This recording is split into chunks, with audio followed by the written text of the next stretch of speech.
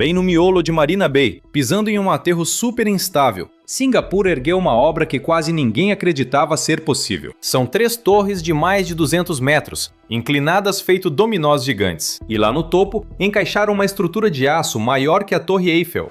No 55º andar, nasceu o parque com a piscina infinita famosa. Especialistas juravam que esse design não passava de um delírio impossível, mas, com 5 bilhões de dólares e as mentes mais brilhantes do mundo, Singapura desafiou a gravidade e criou o lendário complexo Marina Bay Sands. Mas como diabos conseguiram construir algo que parece ignorar as leis físicas? Hoje, vamos desvendar todos os segredos do grandioso Marina Bay Sands.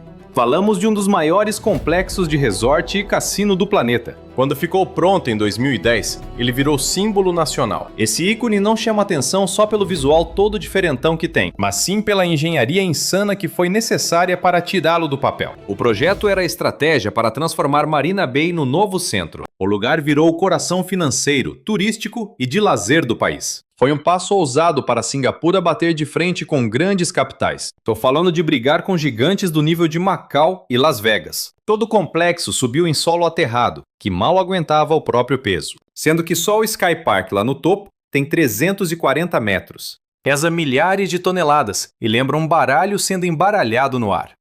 Diferente de prédios comuns, as 3 torres não são retinhas de tudo. Na verdade, elas abrem na base e se inclinam uma contra a outra. Isso criou um vão livre imenso que atravessa toda a parte de baixo. Só que essa inclinação faz o peso não descer em linha reta. A carga não vai para as fundações como em uma obra normal.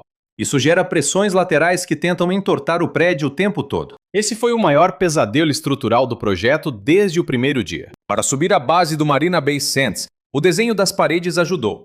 Elas seguraram o tranco da lama fofa e da pressão da água externa. Criaram uma caixa blindada contra a água, para dar segurança total às cargas. Para resolver o problema, usaram estacas escavadas com diâmetros que são absurdos. Cada uma dessas estacas tinha entre 1 e 2 metros de largura. Elas atravessaram dezenas de metros de terra ruim até achar solo firme. Assim, o peso da estrutura foi transferido para camadas rochosas lá embaixo. Foram instaladas mais de 5.000 dessas estacas monstras no terreno todo. Aquilo ali virou uma das maiores operações de fundação da história mundial. Foi o jeito de correr com a obra no aperto do centro urbano. Os engenheiros decidiram moldar todo o concreto das torres ali mesmo, na obra. Seguindo o ritmo de relógio, eles conseguiram domar aquele design único. Como as torres parecem dominós caindo, o peso delas gera um problemão. Esse peso criava forças laterais durante todo o processo de subida das torres. Sem um controle rigoroso, o próprio peso do concreto faria tudo desabar. A equipe técnica monitorava cada milímetro do projeto com um cuidado absurdo. O design original simplesmente chutou o balde e desafiou os limites da arquitetura. Tanto o sistema de escoramento quanto os cabos de proteção eram temporários e seriam arrancados de lá.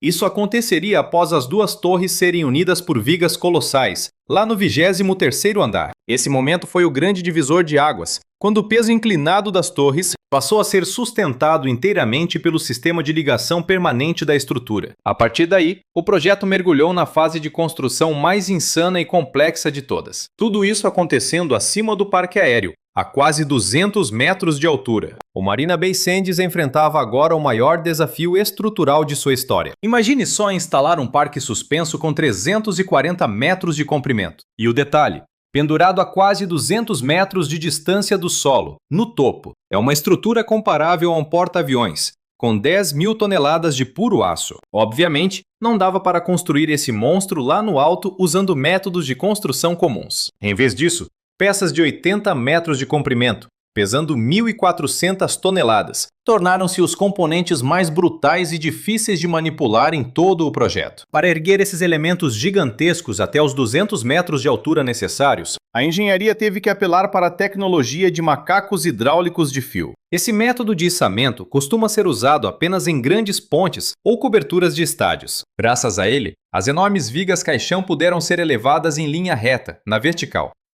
E o mais impressionante, a precisão exigida era de apenas alguns milímetros, quase nada. Durante todo o içamento, que se arrastava por muitas horas sem parar, o sistema era controlado por lasers e monitoramento via GPS em tempo real. Tudo isso para evitar qualquer desalinhamento ou torção perigosa na estrutura, sem contar o risco de instabilidade pelos ventos fortes lá no topo. Um perigo. O maior pesadelo estrutural do telhado estava no deck de observação da ponta norte. Esse trecho se projeta por 67 metros no vazio absoluto, sem apoio. Ele sai da borda da Torre 3 sem nenhuma coluna embaixo dele.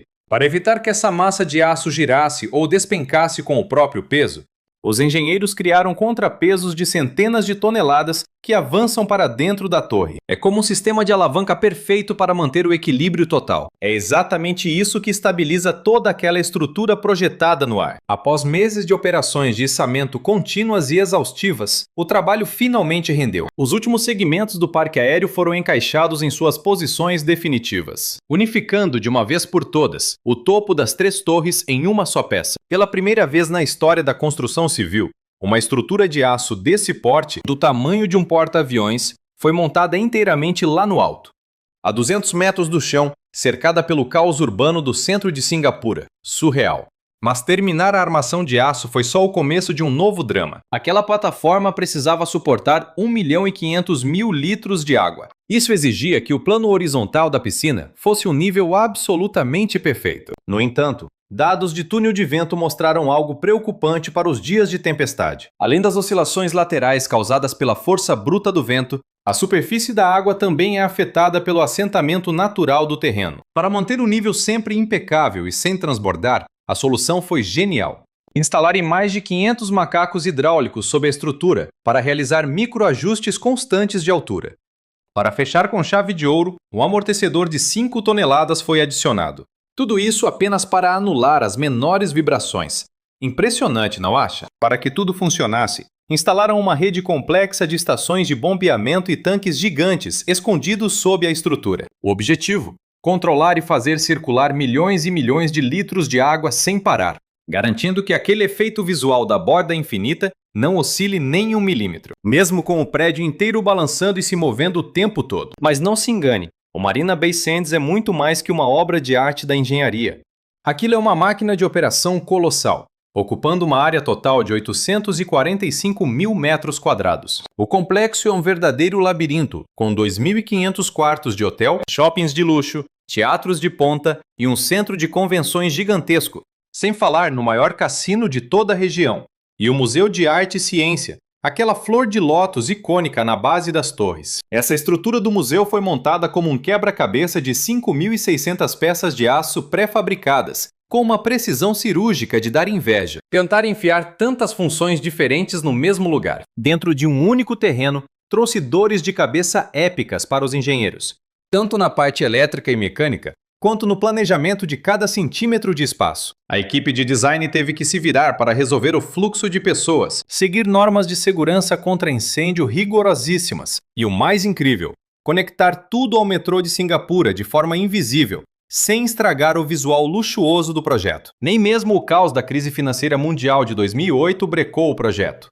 Os operários não pararam um segundo sequer para dar conta de erguer tudo isso no tempo recorde de 3 anos. A inauguração oficial rolou em 2010, custando a bagatela de 5 bilhões e 500 milhões de dólares americanos, concretizando exatamente o que o governo tinha planejado lá atrás. O projeto não só elevou o patamar da engenharia de prédios multiuso, como virou o coração pulsante que mudou para sempre a cara do distrito de Marina Bay. Rapidamente, as torres se tornaram o cartão postal número 1, o símbolo máximo da arquitetura moderna de Singapura, reconhecido no mundo inteiro. Depois de mais de 10 anos no topo, sendo o complexo de cassinos que mais fatura no planeta, transformando Singapura no playground favorito dos bilionários globais. O Marina Bay Sands agora parte para um novo capítulo, a construção da 4ª torre. Projetada novamente pelas mãos de Moshe Safdie, essa nova estrutura de 55 andares não é apenas uma cópia das outras 3. Ela tem um formato retorcido, inclinada para frente em quase 45 graus, o que é um pesadelo logístico para os engenheiros controlarem o centro de gravidade e o peso dessa massa toda. No topo, teremos uma versão evoluída do parque nas alturas, um sistema de 2 níveis que mistura restaurantes chiques, jardins suspensos,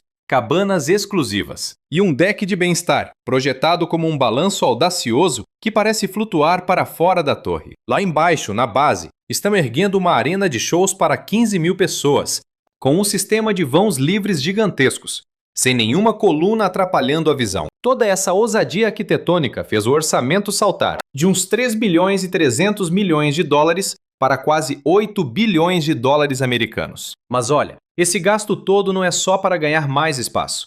É uma jogada de mestre para que Singapura continue sendo o destino número 1 na guerra feroz do turismo de luxo mundial, encarando gigantes, como Macau, Dubai e a própria Las Vegas. Direto de um lodo marinho instável, lá no fundo do chão da Bahia, surge uma estrutura colossal que parece rir na cara da lei da gravidade.